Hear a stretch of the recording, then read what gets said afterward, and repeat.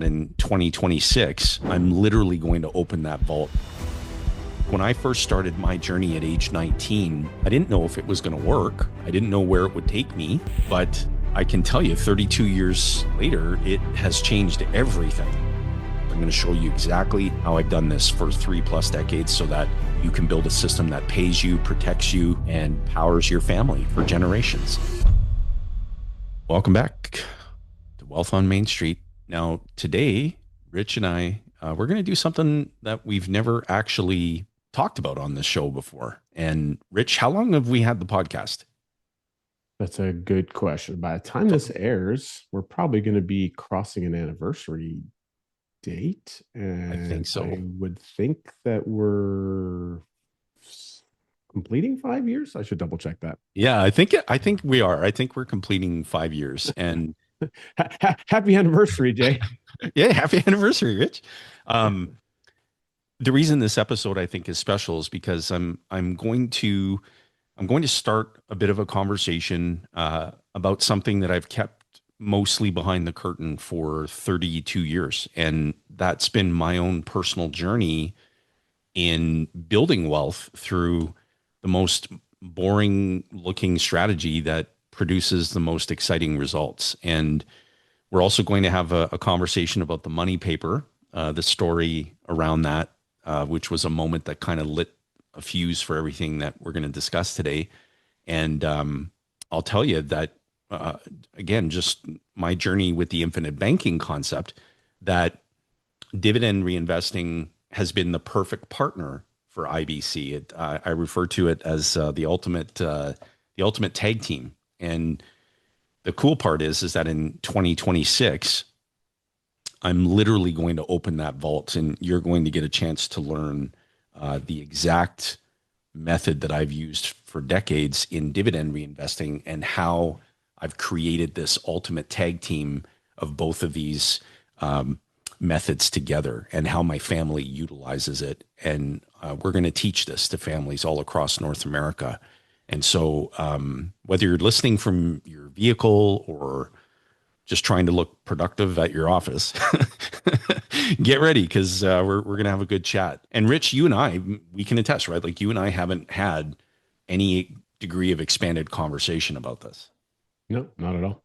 It's timely because for a couple of reasons. Number one, we're getting asked constantly, continuously from our clients, our existing clients, and from new folks as well, but like mostly from our existing clients, like, okay, I've got these policies, like I'm ready to start doing some more things. I want to get some more growth. And they're often asking investment related questions. And Yeah. we're of a mindset, like, first of all, get stability, get yourself situated, get practice, get acclimatized to this process before you start taking all of your capitalization that in its access and liquidity and moving it into something less liquid, or you're moving it and parking it someplace where you want growth. So like, you want to really be able to establish some proper foundational steps, and then when the time is right, yeah, absolutely do some of those things. We also encourage people to do a lot of their own research, their own investing, and that's really what this is going to be about. It's how do you be positioned in a strategy mindset with some education, and like, so you could say, cool, yeah, I would like to do some of that. I want to dabble, or I want to double down, or I want to add that to my portfolio. And then you're having a concept of an idea how Jason's doing it, how you can then implement it. And it's not like, oh, I'm going to go and sign on a dotted line that says, cool, the Ascendant Financial or the podcast is going to go be my investment advisor. That's not what's happening here. This is about strategy and concept. And that's the whole idea. We don't want to be in the position where we're managing everyone's money. We want you to be in the position where you're managing your own money. Because Yep. the problem, in my opinion, the problem is that the last 60 years of financial education that exists in North America has done everything in their possible power with newspaper ads and radio ads and TV ads and internet ads and now YouTube ads and now Instagrammy ads and the TikTok ads, trying to figure out a way to get your money and separate you from it so they can go do something with it. We Mm, just want to completely reverse that and turn that flow back around. 100%. And I'll share kind of where this whole journey began for me and why. So when I was just a young really young child, um, I used to stay up late and watch television because my dad worked. He just worked all the time. He was never home, and I used to try and stay awake as long as I could to, see him home. And this infomercial came on, and it was for this booklet that you could order. You could mail order, and the booklet was titled "The Money Paper," and it was basically a directory of every company that offered direct dividend reinvesting plans, which still exists today, meaning you don't have to go through a transfer agent, you don't have to go through a broker. You could literally purchase the stock directly from the company and enroll in that company's dividend reinvesting program. And all that that means in simplicity is that when you invest in a business and you become a shareholder, and dividends get declared on a quarterly basis every 90 days, that dividend, you can elect to have that dividend automatically purchase either fractional shares if the dividend isn't sufficient enough to purchase one full share. But when you do this dividend reinvesting quarter after quarter, year after year, decade after decade, like I have, the dividends grow to become enormous, so that every 90 days you're literally adding an ever increasing quantity of shares, which earn their own dividends, which add more shares, which earn their own dividends. And I heard Warren Buffett describe how, and he was saying it in good humor, I'm sure, how he got paid to drink Coca-Cola. And so I'm thinking as a young kid, I'm like, this is awesome. Like, you can get paid to drink Coca-Cola. This is fantastic. So I get this book, and I was just fascinated with, like, what is a business, and how, like, what is a dividend and how does this work? So, and it should be no surprise given my Colby fact finder, right? I've had it obviously since birth. And so I'm super excited. And then when I was 19, when I turned 19, I finally purchased my first share of stock. And it was in a little known company named Intel. And what's super funny is that before I did this, I sat down with a Clerica mutual fund representative, and I'm in his office, and he says to me, It's interesting because that's right around the time. It's not probably long after that Clerica would have been purchased out. "That's very true. They Yeah, got amalgamated and bought out maybe 2-3 years after that. you're exactly right." And he says, "Can I ask you a question?" I said, "Absolutely." He said, "How young are you?" And I said, "Well, I'm 19." And he said, "What are you doing in my office? You should be out getting drunk with your college buddies. Like, what are you doing in here pepper spraying me with a bunch of questions about dividend reinvestment plans?" And so I've left the office, got my first share of stock, and that's where the journey began for me. And if I take you to today, Rich, you're going to love this story. For the last almost 3 years, if not maybe a little less than that, maybe not quite 3 years, I had been trying to purchase the domain, themoneypaper.com. And the whoever the owner of the domain was, I had a broker in touch with that owner, and the broker came back and said, "Well, the owner wants," which was an exorbitant sum of money. And I said to the broker, I said, "Can I tell you something?" And he goes, "Yeah, sure." I said, "I'm aggressively patient. So what I'd like you to do is reach back out to the domain owner once a quarter and ratchet the offer down. So start at this amount and ratchet the offer down every single quarter." And I said, "I promise you he's going to sell it." And literally, it had to have been probably a month and a half ago, finally got it. And so we're basically going to revive the money paper in, the cloud, right? Digitally, online. And it's going to be freaking awesome. But 32 years, man, it's gone by like so fast. I can't even tell you. And people ask me, like, how do you select stock? Why do you invest in the businesses that you invest in? And It's like, you know what? I'm just going to teach it. I'm going to show you exactly what I do. I'm going to show you exactly how I select a business. Um, I'm going to tell you why I haven't sold a single share of stock in 32 years and the reasons why. And I'm going to tell you what happens down the road and how the portfolio stays in the family and continues growing and compounding. Isn't that good? Look, we want your family to have more money. That's our goal. That's our job. At Wealth on Main Street, our goal is to have you keep as much of that hard-earned capital where it belongs, with the people you love and care about. Easy way to do that, pick up a copy of this book, Don't Spread the Wealth. This book is all about keeping the money in the family. Think of it like an aquarium. The money never leaves, and you can use it and reuse it as many times as possible. Go ahead and pick up a copy today at don'tspreadwealth.com. Yeah, I mean, the last part I think is the key for a lot of our clients, because it's one thing for the strategy and how you're doing it. Why you're not selling it is I think it's pretty simple and easy and clear to understand. Although people will want to know the details of that, there's nuances to why that is. Yeah, but the impact of multi-generational elements that ties to it, from a little bit around like, trust protection and things of that nature that go into how you're going to structure that, and the mindset around it, I think that's where the real juice is. The juice worth the squeeze. Well, that's where the real juice is at. yeah. And because regardless of where you're at today, if you're watching us in your mid 60s, you're like, well, maybe I don't want to be buying dividends for 32 years. I'm like, okay, but what about the 32 years that are going to go by after you're gone? Right. Right. Like, so what are you thinking about? Are you thinking about your thinking, or are you thinking about bigger thinking? Are you thinking beyond your own lifespan, like Nelson Nash taught us to do?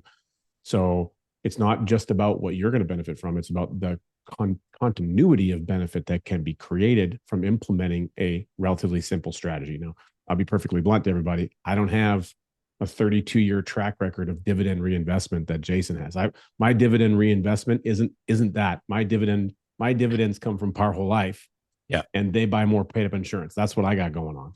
I've got a whole different track, and I got a lot of doozies of some great stories I could tell you. In fact, some of that's already public on my, if anyone's seen one of my webinars where I talk about my 2x4 moments, the old Tommy boy getting smacked in the face with a 2x4. I use that GIF image in some of my webinars.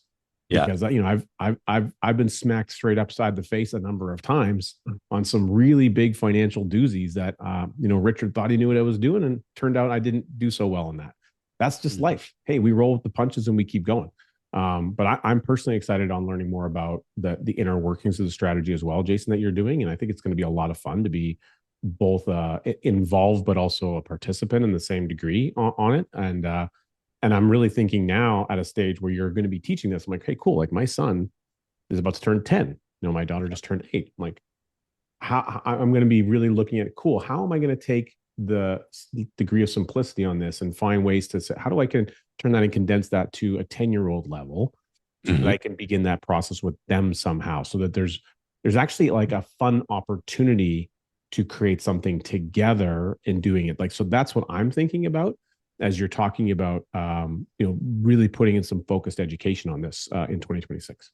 Yeah, I appreciate that. It's going to be a lot of fun. And for parents who are watching or listening, so many parents that I speak to, they're not aware that you can set up a custodial investment brokerage account for your child that you administer. And we started that process with my son. So he began his dividend reinvestment journey at age 16.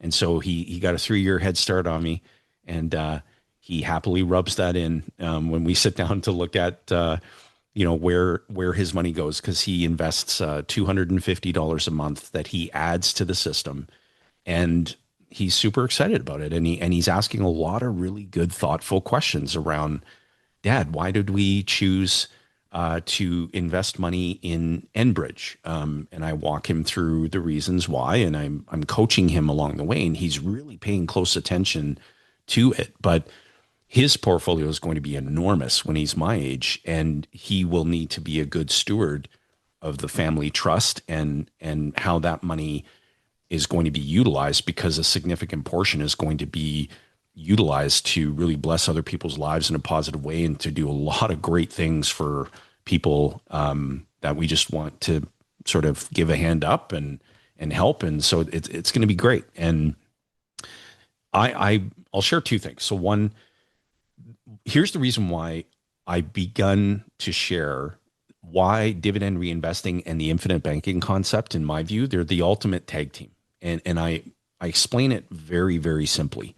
Like if you think of dividend reinvesting as the engine, the infinite banking concept is the fuel tank that never runs dry. Like with IBC, you're building capital, and with the dividend reinvesting method, you're compounding capital. And when you put them both together, it's the ultimate tag team. Like with the infinite banking concept, the tool that we use to implement it, dividend paying whole life insurance contracts, your capital never leaves your control. And the access that you have to it is entirely within your control. And then with dividend reinvesting, presently, dividends never leave my portfolio. They just continue to grow it and to compound it. And I want to share this story, and I would encourage listeners and viewers to go out and learn about this man. His name was Ronald Read, R-E-A-D, Ronald Read. And he passed away, I think it was November of 2014 in Vermont. And there wasn't anything on his tombstone to suggest that the people who knew him would gasp in disbelief, literally, when the contents of his finances came to light. He was 92 when he passed. He spent his life working as a gas station attendant, a part-time janitor at J.C. Penney, and to every neighbor and coworker, he was the sort of guy who wouldn't draw any attention, right? He drove a modest car. He never bragged about anything. No flashy business cards, no social media, no clue that behind his unassuming exterior was one of the greatest financial transformations built over decades. Patience. By the time he drew his final breath, he amassed an $8 million dividend reinvestment program. $8 million.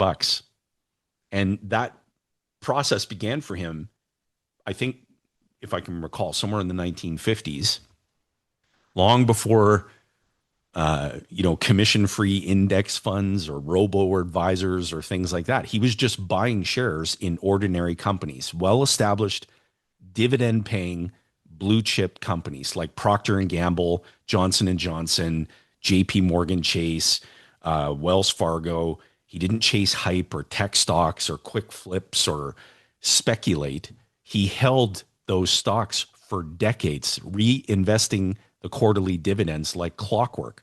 Even when markets tumbled, which happened many times over his lifetime, he didn't feel any motivation to sell stock, no different than I have. Never felt the motivation, because the share price is not the company and the company is not the share price.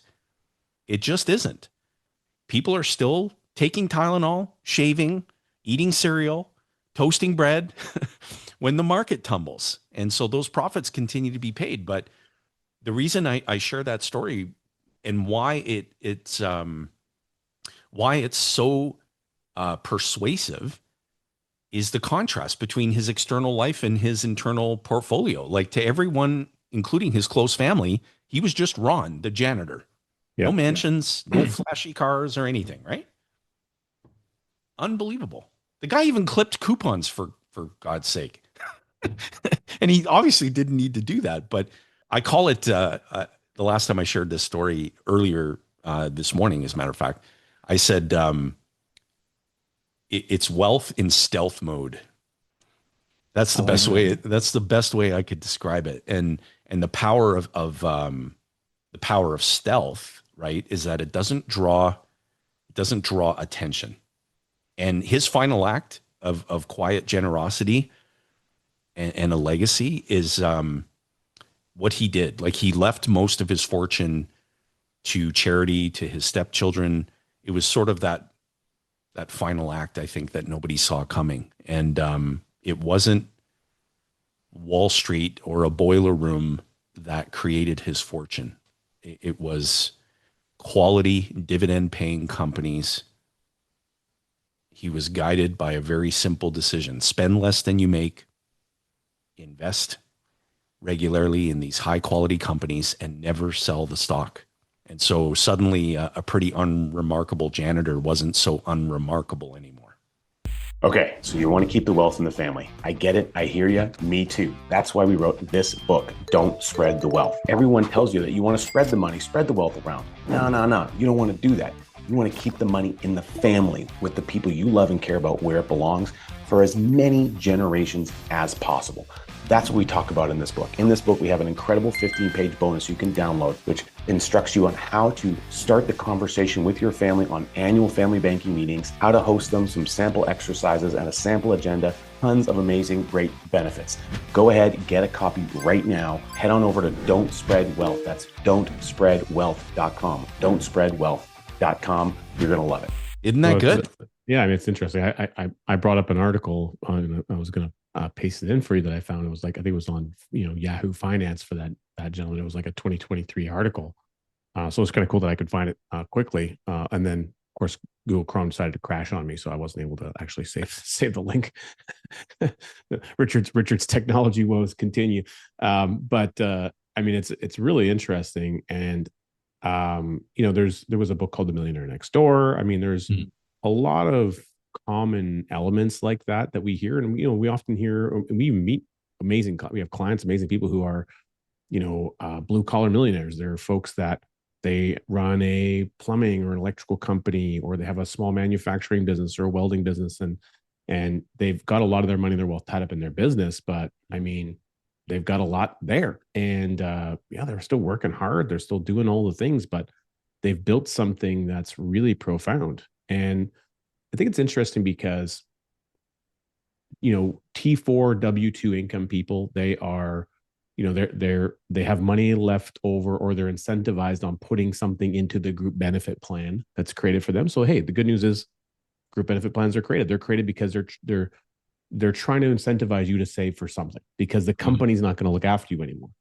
And Right. if we rewound the tape and we went back 50 years, companies, or 60 years, companies had a plan, a type of a pension model that would have continued to look after you for your years of service.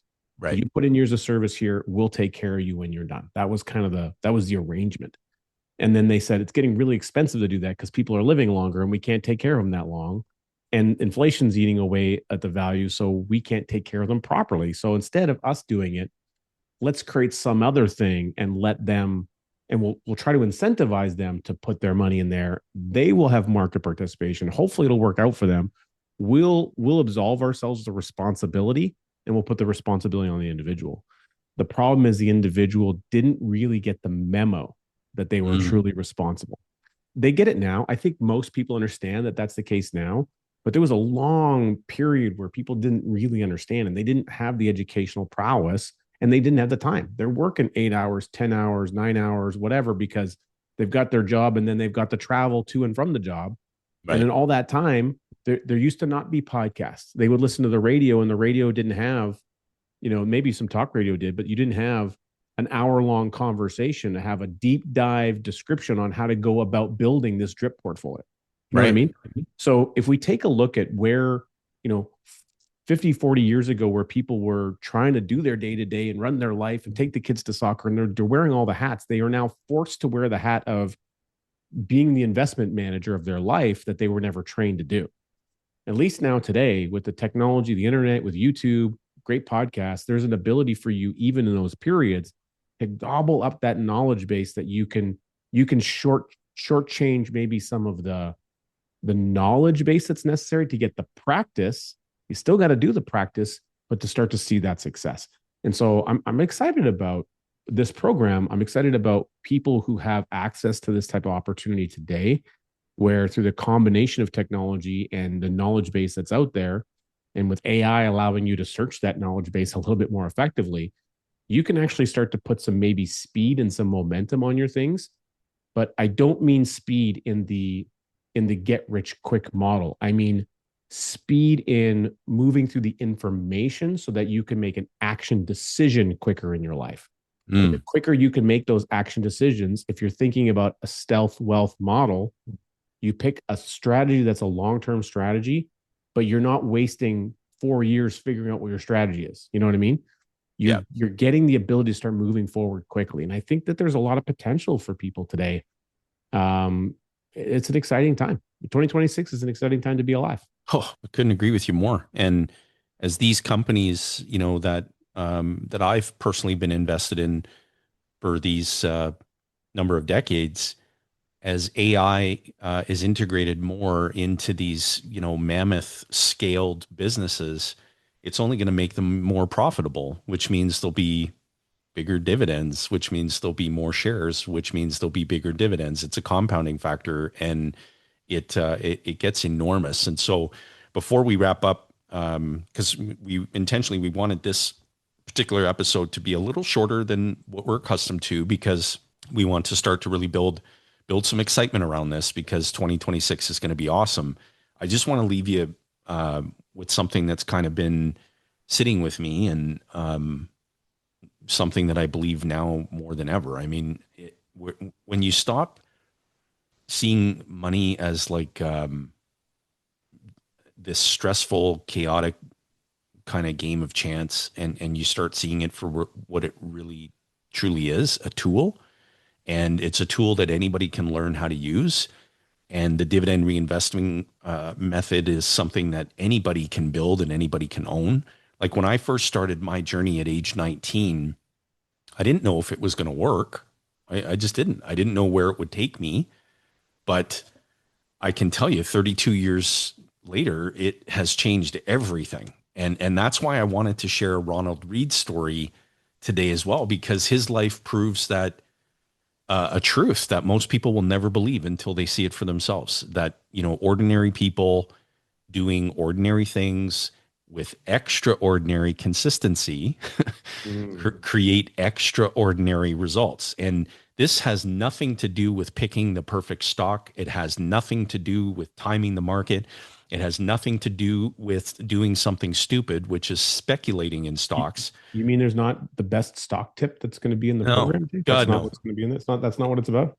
It's not, and it's not about your salary, your background, or your starting point at all. It's about a process that you commit to, and whether you stay committed when nobody's watching and nobody's cheering you on. I can tell you, dividend reinvesting, just speaking from firsthand experience, it is one of the greatest wealth building methods ever created. And the infinite banking concept, in my humble view, Rich and I have been doing this for years. It's one of the greatest control mechanisms ever created. So separately, they're super powerful, but when you put them together, they're just unstoppable. And so, if something is lighting you up in this episode, you're feeling a bit of a spark of possibility, don't ignore that, because in 2026, I'm going to open the doors. I'm going to show you exactly how I've done this for 3+ decades, so that you can build a system that pays you, protects you, and powers your family for generations. And so it's all about freedom, confidence, and really knowing that your money is working harder than you are. It has nothing to do with the numbers and speculating. I can tell you that my hope is in 2026, when I'm teaching this, Rich, that people are they're gonna say things like, "Hey, this is." I see it. I see the ultimate tag team. I see why this is going to, be the perfect combination for me, for the future, and especially for the kids too. I'm going to show you exactly how I set it up for my son, exactly how I'm setting it up for all my children when they turn age 16. And so thank you for listening. And Rich, thank you for agreeing to let us use this time for this particular topic. Let's leave everybody with the picture of Hulk Hogan and Macho Man Randy Savage at the ropes. They slap hands and the tag team is on. That's the vision I have, I think, of the ultimate tag team. And I think that'll make for great marketing on the money paper when we put it that way together. Well, here's another image to leave people with. If you're watching on the YouTubes. Look at those pictures. So that's so one of them is me at age 17 and the other one is me at age 24. But I wanted you to see, I ordered a copy of my share certificate. I was about 5 years into my dividend reinvesting journey, and I ordered a copy of my share certificate, and that's the one. That's Intel. And so my client Linda Hogue, who's amazing, she frames all my stuff. She's so amazing. I gave her the certificate and the pictures, and this is what she came back with. Isn't that cool? Yeah, that's great. And so it's something just to remind me of my apprenticeship on this journey. So super excited for 2026. So just remember themoneypaper.com because it's coming. Judy. Cool. Awesome. Thanks, everybody.